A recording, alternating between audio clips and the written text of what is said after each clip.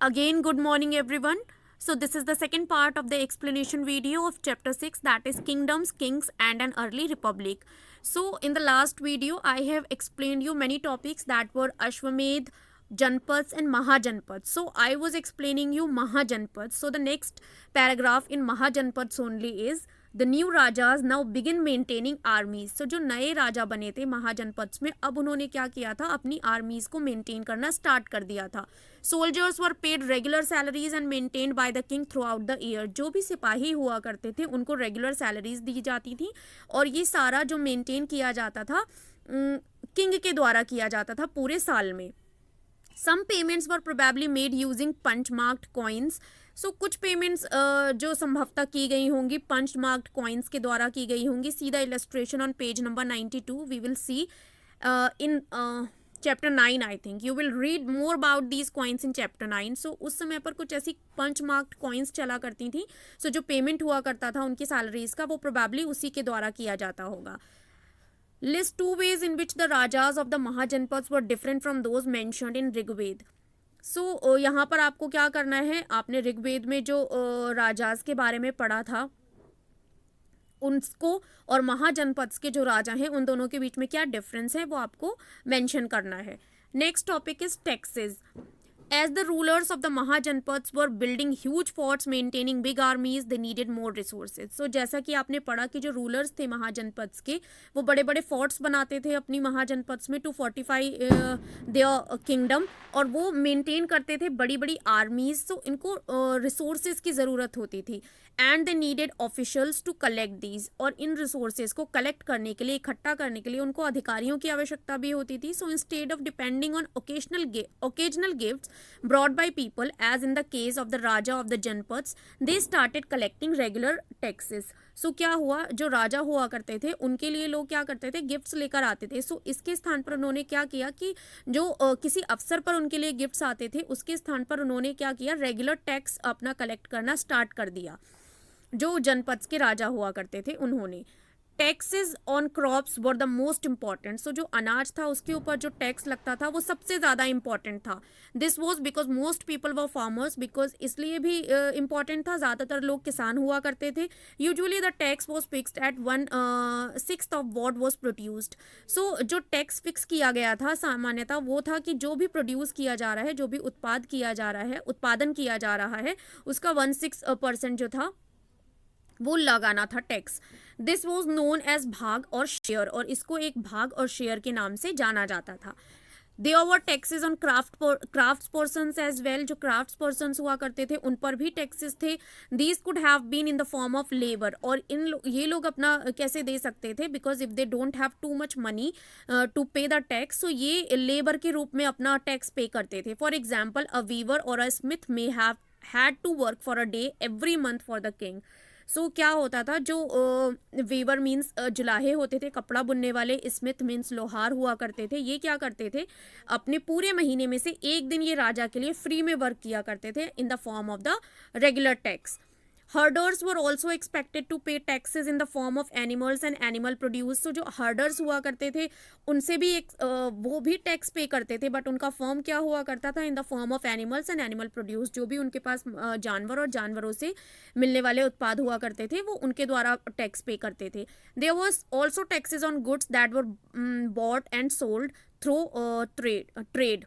सो व्यापार के दौरान जो भी होता था, गुड मीन्स माल बेचा जाता था और खरीदा जाता था, उन पर भी टैक्सेस लगा करते थे. And hunters and gatherers also had to provide forest produce to the raja. और जो हंटर्स और गैदरर्स हुआ करते थे वो अपना टैक्स कैसे पे करते थे, फॉरेस्ट प्रोड्यूस जो भी उनको जंगल से मिलते थे वो राजा के सामने प्रेजेंट कर देते थे. What do you think would have been provided by hunters and gatherers. आपको क्या लगता है कि हंटर्स और गैदरर्स के द्वारा क्या प्रोवाइड किया जाता होगा राजा को as tax, regular tax. So they can provide, they could be provided like any meat they can provide of animals because they are hunters. If gatherers, so they can provide honey and other forest products like nuts, etc. Now let's see next.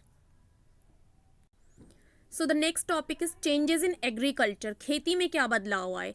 There were two major changes in agriculture around this time. इस समय में जनपद और महाजनपद के time पर दो major changes आए थे खेती में। One was the growing use of iron ploughshares. So पहला जो यूज़ था वो था बढ़ा था, बहुत ज़्यादा आयरन प्लग शेयर्स थे, उनका इस्तेमाल बढ़ा था।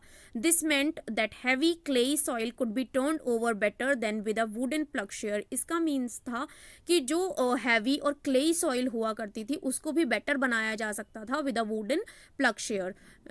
सो that more grain could be produced. So ताकि क्या होता था कि ज़्यादा से ज़्यादा ग्रेन, ज़्यादा से ज़्यादा फसल का उत्पादन किया जा सके। Second, people begin transplanting paddy. Transplanting paddy क्या होता है? पैडी मीन्स धान होता है। This meant that instead of scattering seed on the ground from which plants would sprout, saplings were grown and then planted in the fields. इसमें क्या होता था कि क्या किया उन्होंने, पहले ट्रांसप्लांटिंग का मीन्स होता है कि स्कैटर कर दिए जाते थे सीड्स जो होते थे वो आपकी फील्ड में, मीन्स बिखेर दिए जाते थे। सो इसके प्लेस पे उन्होंने क्या किया, उन्होंने सैपलिंग्स ग्रो की और उन सैपलिंग्स को अलग अलग फिर दोबारा से लगाना फील्ड में स्टार्ट किया। This led to increased production, और इससे इनका उत्पादन जो था वो बहुत बढ़ गया। As many more plant survived, because जब आप ऐसे स्कैटर कर देते हैं सीड्स को तो ज़रूरी नहीं है कि आपके सारे सैपलिंग्स जो हैं वो प्लांट्स हैं वो सर्वाइव करें। और जब आप सर्वाइव जो ऑलरेडी कर चुके हैं, बहुत सारी मात्रा में होते थे सैपलिंग्स, उनका जब वो ट्रांसप्लांटिंग करते थे अपनी फील्ड में तो ज़्यादा प्लांट्स जो थे वो सर्वाइव करते थे। However, it was back-breaking work. Generally, slave men and women, dasas and dasis, and landless agricultural laborers, kamakaras, had to do this work. So ये काम कौन किया करते थे? जो गुलाम हुआ करते थे, दास और दासीज हुआ करते थे, और लैंडलेस एग्रीकल्चरल लेबरर मीन्स ऐसे खेती से जुड़े लेबरर्स हुआ करते थे जिनके पास भूमि नहीं होती थी खेती करने के लिए, and they used to call kammakaras. ये इस तरीके के काम करते थे। Can you think why kings would encourage these changes? आप क्या आप बता सकते हैं या सोच सकते हैं कि इस तरीके के चेंजेस किंग ने क्यों बढ़ाए होंगे? Because if the more crops will be produce so the tax will be high only, so that is the reason. A closer look Magadha. Next topic is find Magadha on map 4 page number 57। 57 पर आपने देखा होगा एक map, उसमें आप मगध को ढूंढिए। Magadh became the most important mahajanapadas in about 200 years. 200 साल पहले मगध जो थी वो बहुत इंपॉर्टेंट महाजनपद बन गई थी। Many rivers such as the Ganga and Son flowed through Magadha. Magadha से बहुत सारी नदियाँ बही हैं जैसे कि गंगा है। This was important for transport, water supplies, making the land fertile. So ये इम्पॉर्टेंट इसलिए था कि ट्रांसपोर्ट बना। If the rivers are flowing, so आप देख सकते हैं कि वाटर ट्रांसपोर्ट का जो होता है वो बेटर हो जाता है। मीडियम वाटर सप्लाईज बढ़ती है, एंड जो लैंड होती है वो फर्टाइल किस लिए होती है? जब पानी होता है भूमि उपजाऊ बनती है। Parts of Magadh were forested. बहुत सारे मगध के जो पार्ट्स थे वहाँ जंगल था। Elephants which lived in the forest could be captured and trained for the army. So इन जंगलों से जो भी हाथी पकड़े जाते थे, एलिफेंट्स पकड़े जाते थे, उनको ट्रेन किया जाता था आर्मी के लिए।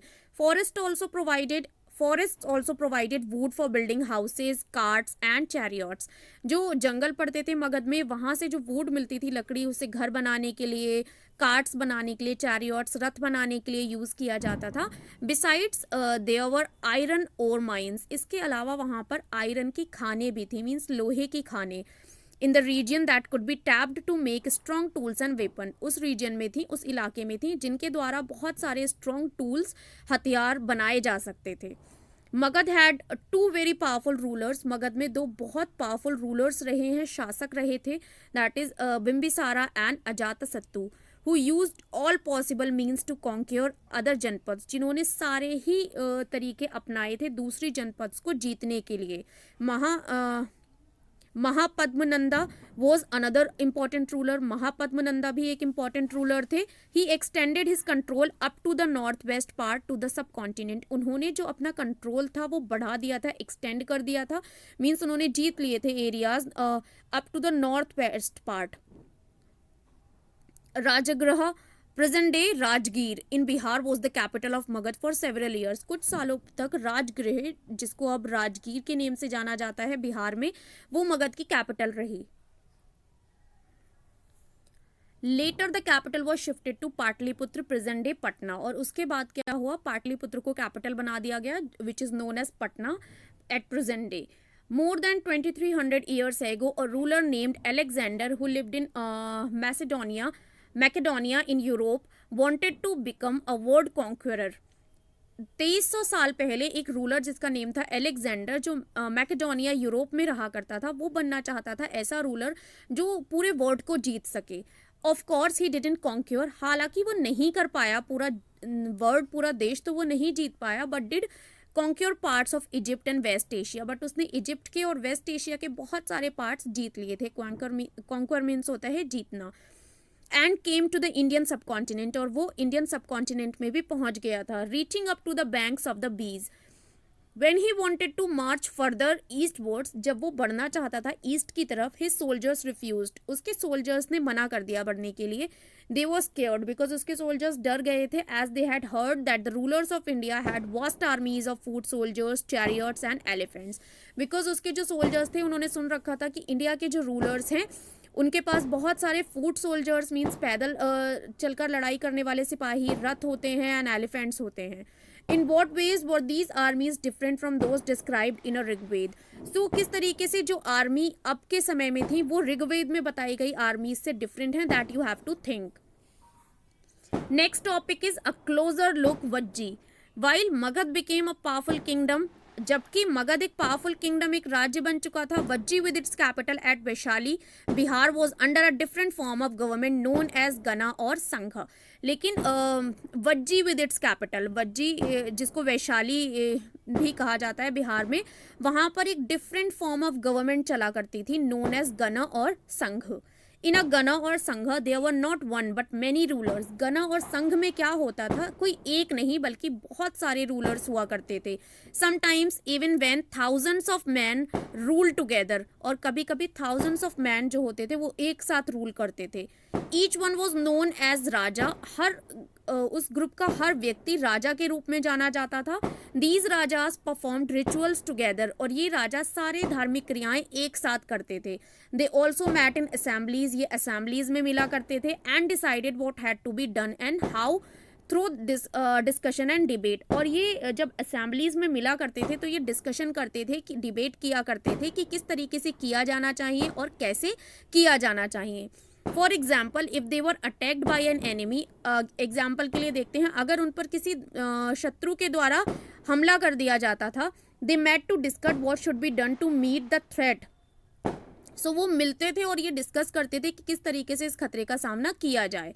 However, women dasas and kamakaras could not participate in these assemblies. जैसा कि अभी मैंने आपको स्टार्टिंग के चैप्टर में भी एक्सप्लेन किया था दैट वुमेन एंड दासाज एंड कमाकराज इनको पार्टिसिपेट नहीं करने दिया जाता था in many of the activities, and assembly meeting is one of them. So here you can see Gana. Gana it is used for a group that has many members. Gana जो है एक word है जो use किया जाता है एक group के लिए जिसमें बहुत सारे मेंबर्स हों. देन आता है आपका संघ. संघ मीन्स ऑर्गेनाइजेशन और एसोसिएशन. संघ का मीन होता है ऑर्गेनाइजेशन और association. So next both the Buddha and Mahavir about whom you will read in chapter 7. Buddha और महावीर के बारे में आप चैप्टर 7 में पढ़ेंगे. बिलोंग टू गना और संघा. गनाज और संघास बिलोंग करते थे गनाज और संघास से. Some of the most vivid descriptions of life in the sanghas can be found in Buddhist books. So अगर हम देखें कि लाइफ की डिस्क्रिप्शन विवरण जो दे रखा है in the sanghas can be found in Buddhist books. Buddhist books में आपको बहुत अच्छे से मिल सकता है. This is an account of the Vajjis from the Digha Nikaya, a famous Buddhist book which contains some of the speeches of the Buddha. These were written down about 2300 years ago. So this is an account of Vajjis from the Digha Nikaya. एक famous Buddhist book है which contains some of the speeches of the Buddha, जिसमें बुद्ध की काफ़ी सारी speeches contain हैं. They were written down about 2300 years ago, और 2300 साल पहले वो लिखी गई हैं. Next topic is Ajatasattu and the Vajjis. Ajatasattu wanted to attack the Vajjis. Ajatasattu, who was the important ruler in Magad. So वो क्या करना चाहता था, वज्जीज के ऊपर अटैक करना चाहता था. He sent his minister named Vasakara to the Buddha to get his advice on the matter. उसने क्या किया, अपने मिनिस्टर, अपने मंत्री को जिसका नेम था वसाकारा, बुद्ध के पास भेजा ताकि वो इस मैटर के ऊपर एडवाइस ले सके, बिकॉज वो वज्जीज के ऊपर अटैक करना चाहता था। Vajjis those who had a different kind of government, जिनकी एक अलग प्रकार की गवर्नमेंट होती थी, known as Ganas and Sanghas. So the Buddha asked whether the Vajjis met frequently in full assemblies. When he heard that they did, he replied that the Vajjis would continue to prosper as long as. Buddha ने कहा, पहले तो ये पूछा वज्जीज मिला करते हैं अक्सर। सो इन फुल असेंबलीज, अपनी पूरी असेंबलीज में जब उन्हें ये पता चला बुद्ध को कि हाँ वो मिला करते हैं, बुद्ध ने रिप्लाई दिया that the Vajjis would continue to prosper as long as. Vajjis जो हैं वो तब तक समृद्ध रहेंगे जब तक कि वो दे held full and frequent public assemblies, जब तक वो फुल और पब्लिक असेंबलीज में मिलते रहेंगे। They met and acted together, because वो मिलते हैं और एक साथ एक्शन लेते हैं। दे फॉलोड एस्टेब्लिश्ड रूल, जब तक वो जो भी रूल बनाए गए हैं उनको फॉलो करते रहेंगे। They respected, supported and listen to elders, because वो जब तक अपने बड़ों को सुनते रहेंगे, सपोर्ट करते रहेंगे और रेस्पेक्ट करते रहेंगे। Vajji women were not held by force और captured. Next is Chaityas. Local shrines were maintained in both towns and villages. Wise saints who followed different beliefs were respected and allowed to enter and leave the country freely. So जो vice Saint हुआ करते थे, बुद्धिमान साधु हुआ करते थे, who followed different belief, जो अलग अलग धर्मों को मानते थे, वो रेस्पेक्टेड, उनको रेस्पेक्ट किया जाता था वज्जीज के अंडर और अलाउ किया जाता था enter and leave the country freely. वो कभी भी एंटर कर सकते थे और कभी भी जा सकते थे। there were not any restriction on them. In what ways was the Vajji संघ different from the other महाजनपद? किस तरीके से जो वज्जी संघ था वो दूसरी महाजनपद से अलग था? Try and list at least 3 difference. So आपको 3 differences at least लिखने हैं। Rajas of powerful kingdoms try to conquer the sanghas. जो राजा हुआ करते थे बहुत पावरफुल किंगडम्स के, वो क्या ट्राई करते थे, वो जीतना चाहते थे संघास को। Nevertheless, these lasted for a very long time, लेकिन ये बहुत लंबे समय तक चला, till about 1500 years ago, 1500 साल पहले, when the last of the Ganas और संघास were conquered by the Gupta rulers. So 1500 साल पहले तक गना और संघास जो थे वो चला करते थे वज्जी के अंतर्गत, जिसमें हमने पढ़ा उनको 1500 साल पहले जो लास्ट गना और संघास थे उनको जीता गया था गुप्त रूलर्स के द्वारा, about whom you will read in chapter 11, जिसके बारे में आप चैप्टर 11 में पढ़ेंगे। Elsewhere, find Greece and Athens in your atlas. अपने एटलस में ग्रीस और एथेंस को ढूंढिए। अराउंड 2500 ईयर्स एगो, 2500 साल पहले, the people of Athens set up a form of government. जो लोग थे एथेंस के, उन्होंने एक प्रकार की गवर्नमेंट फॉर्म की थी, which was called a democracy, जिसको प्रजातंत्र बोला जाता था, which lasted for about 200 years, और जो लगभग 200 साल तक चली। All free man over the age of 30 were recognised as full citizens. वहाँ पर जितने भी लोग 30 साल की उम्र के थे, 30 साल से ज़्यादा की एज के थे, उनको सिटीजन नागरिक माना जाता था।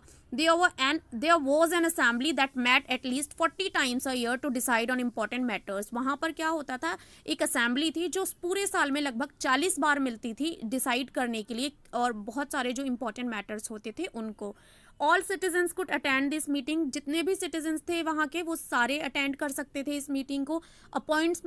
Appointments for many positions were made through lottery. जो अलग अलग पोजीशन थी गवर्नमेंट की, उसके लिए अपॉइंटमेंट जो था वो लॉटरी के थ्रू हुआ करता था। All those who wanted to be chosen gave in their names. जो भी चाहते थे कि वो चूज किए जाएं वो अपना नाम दे सकते थे। And then some were selected through lottery, और उनमें से कुछ का जो चयन होता था वो लॉटरी के द्वारा किया जाता था। Citizens were expected to serve in the army and the navy. लोगों से एक्सपेक्ट किया जाता था, नागरिकों से एक्सपेक्ट किया जाता था कि वो आर्मी को सर्व करें और नेवी में काम करें। However, women were not considered citizens. हालांकि वहाँ पर भी गवर्नमेंट के दौरान जो वुमेन थी उनको नागरिक नहीं कंसीडर किया जाता था। Also, many foreigners who lived and worked in Athens as merchants and craft persons did not have rights as citizens. और इसके अलावा जो भी फॉरेनर्स थे वहाँ पर रहते थे, काम करते थे एथेंस में, मर्चेंट्स की तरह, क्राफ्ट पर्सन्स की तरह, उनको भी सिटीजन कंसीडर नहीं किया गया जाता था। Besides, there were several thousand slaves in Athens who worked in mines. इसके अलावा बहुत सारे हजारों slaves थे एथेंस में जो माइंस में, खानों में काम करते थे, फील्ड्स में काम करते थे, हाउस होल्ड काम करते थे एंड वर्कशॉप्स करते थे, they too were not treated as citizens, और इनको भी सिटीजन्स की तरह ट्रीट नहीं किया जाता था. Do you think this was a true democracy? आपको लगता है कि ये ट्रू डेमोक्रेसी है, वास्तव में ये प्रजातंत्र था? Imagine you are peeping through a crack in the wall of the assembly of Vaishali. मान लीजिए कि वैशाली में आप झांक रहे हैं थ्रू अ क्रैक वॉल, एक वॉल में क्रैक है, उसके थ्रू आप असेंबली देख रहे हैं. A meeting is in progress to discuss ways to deal with an attack by the king of Magadha. वहाँ पर जो है वो डिस्कशन चल रहा है कि मगध पर with an attack by the king of Magadh, Magadh के किंग ने अटैक किया है और उसकी को लेकर डिस्कशन चल रहा है. Describe what you might hear. So आप अपने आप में ये चीज़ डिस्क्राइब कर सकते हैं कि आपने क्या सुना होगा. So this was chapter 6 which I have explained to all of you in 2 parts. I hope everything is clear to all of you. If still any confusion is there regarded to any topic, you can ask me on the WhatsApp also. So I'll meet you in the another explanation video. Till that, keep learning, stay home, stay safe. Bye bye everyone.